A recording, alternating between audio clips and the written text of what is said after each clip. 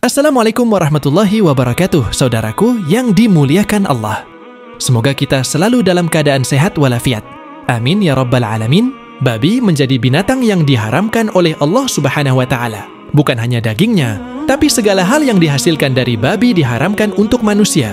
Lalu, jika babi haram, mengapa Allah Subhanahu wa Ta'ala menciptakan babi? Dari beberapa sumber, Bincang Syariah maupun Detik Food, dijelaskan bahwa babi diciptakan sebagai bahan ujian untuk manusia. Seorang umat yang mampu menghindari segala hal yang berkaitan dengan babi, maka ia merupakan umat yang lulus dalam ujian Allah Subhanahu wa Ta'ala. Kisah penciptaan babi juga berkaitan dengan tikus dan kucing. Hal ini dijelaskan dalam sebuah buku berjudul Kisah Penciptaan dan Tokoh-Tokoh Sepanjang Zaman, karya Syekh Muhammad bin Ahmad bin Iyas. Dalam penjelasan, saat itu pada masa Nabi Nuh, bahtera Nabi Nuh yang juga ditumpangi hewan begitu penuh dengan kotoran hewan. Para umat yang menumpangi bahtera itu kemudian melaporkan kepada Nabi Nuh. Setelah itu, Allah Subhanahu wa Ta'ala memberikannya wahyu kepada Nabi Nuh untuk memeras ekor gajah. Setelah melakukan perintah Allah Subhanahu wa Ta'ala, kemudian muncullah babi jantan dan babi betina. Babi itu kemudian membersihkan kotoran-kotoran tersebut dan memakannya. Babi tersebut kemudian tiba-tiba bersin, dan tiba-tiba Allah menciptakan dari bersin tersebut hewan tikus jantan dan betina. Tikus tersebut kemudian berkembang biak dan kawanan tikus itu mulai menggigit merusakkan kayu-kayu di bahtera. Para umat yang mengetahui kembali melaporkan pada Nabi Nuh. Dari situ, Nuh kemudian mengerahkan kawanan kucing untuk memangsa tikus.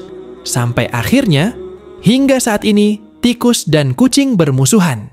Larangan Allah Subhanahu wa Ta'ala tentang mengonsumsi babi jelas telah ditegaskan dalam Al-Quran Surah Al-Maidah ayat 3 yang artinya diharamkan bagimu memakan bangkai, darah, daging babi, daging hewan yang disembelih atas nama selain Allah, yang tercekik, yang terpukul, yang jatuh, yang ditanduk, dan diterkam binatang buas, kecuali yang sempat kamu menyembelihnya, dan diharamkan bagimu yang disembelih untuk berhala. Untuk itu, seyogianya manusia tidak harus mengetahui hikmah yang terkandung dari apa yang diperintahkan Allah Subhanahu wa Ta'ala. Kewajiban manusia hanyalah beriman kepada Allah Subhanahu wa Ta'ala, sebab Allah Subhanahu wa Ta'ala yang mengetahui apa yang terbaik untuk ciptaannya.